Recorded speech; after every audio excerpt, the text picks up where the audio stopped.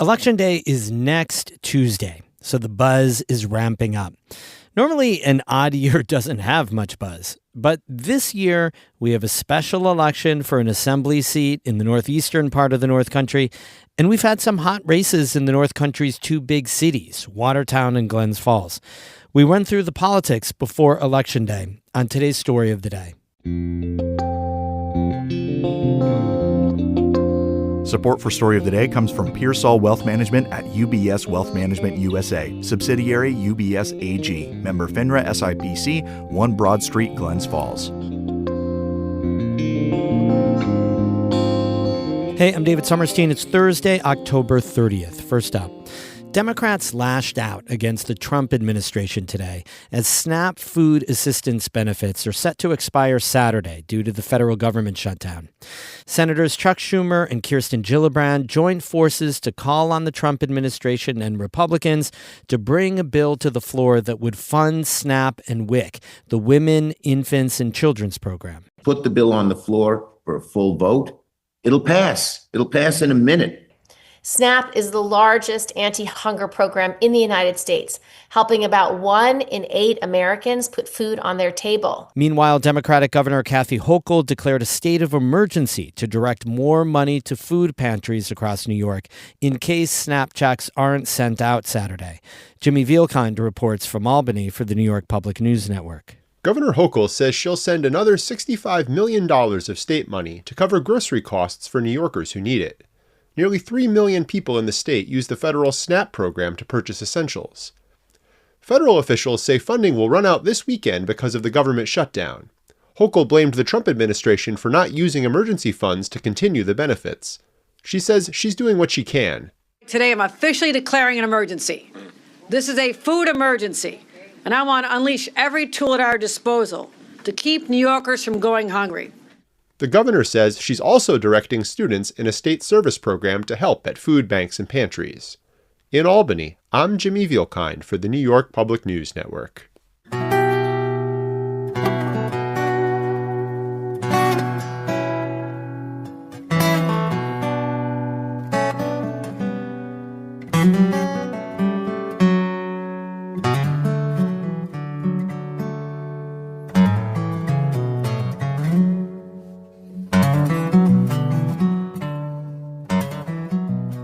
Let's dig right into the election talk. Our reporter Amy Feiereisel sketched out the big races with Catherine Wheeler on our morning news show, Northern Light. And one theme that emerged, some new blood in politics. One race where there was no shortage of people throwing their hats in the ring was in Watertown for 2 seats on the city council. 9 people ran in the primary for those 2 seats. That's quite a bit of candidates. How unusual is that here in the North Country? Yeah, I thought this was very notable, but to confirm that, I got in touch with the Jefferson County Board of Elections. I talked to Republican Commissioner Tiffany Ladd and Democrat Commissioner Michelle Lefebvre, who speaks for most of this upcoming clip. And I basically asked them, if this many candidates for 2 council seats was out of the norm. Yes.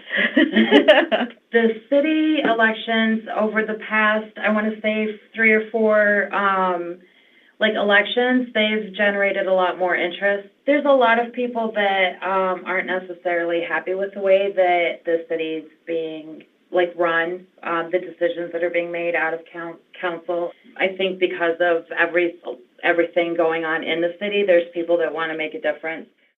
And what she's talking about there is the negative public perception of the Watertown City Council, which was a big topic in the primary debate, from infighting during public meetings to a criminal probe into the council's vote to buy a golf course to a personal ethics complaint.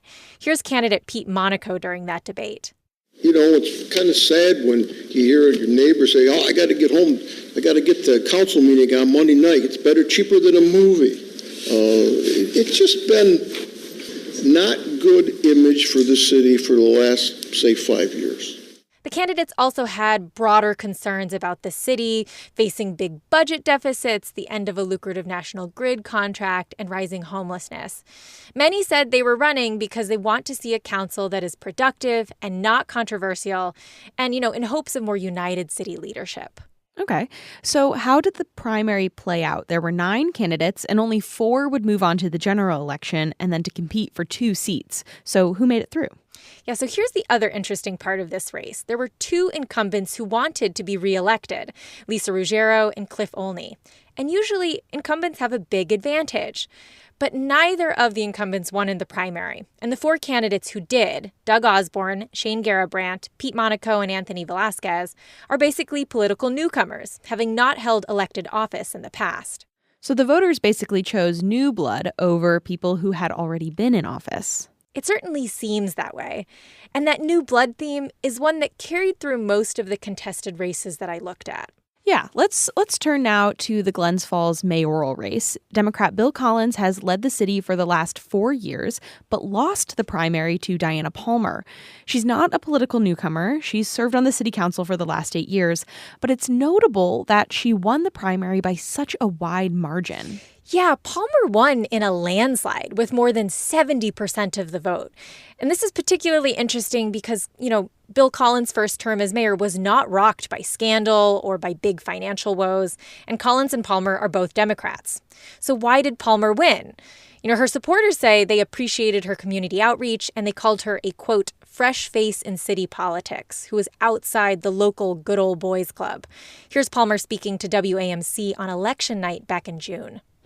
The voters of Glens Falls really want a government that will listen to them, collaborate with them, be responsible with their money, and make informed, careful decisions. Now, current Mayor Bill Collins had still planned to run in the general election as a third-party candidate, but he announced on October 20th that he was exiting the race, basically saying he wanted to avoid further dividing Glens Falls. So again, in that race, voters chose the new candidate over the incumbent. Mm-hmm. And the last race I want to talk about is the special election for the 115th District Assembly seat in the New York State Legislature. That's the seat Democrat Billy Jones held from 2016 up until recently when he resigned and set off a special election. Yes, and because it's a special election, there was no primary. Local county party chairs chose the candidates. For the Democrats, that seemed to be a pretty simple process. They chose Michael Cashman, the current town supervisor of Plattsburgh.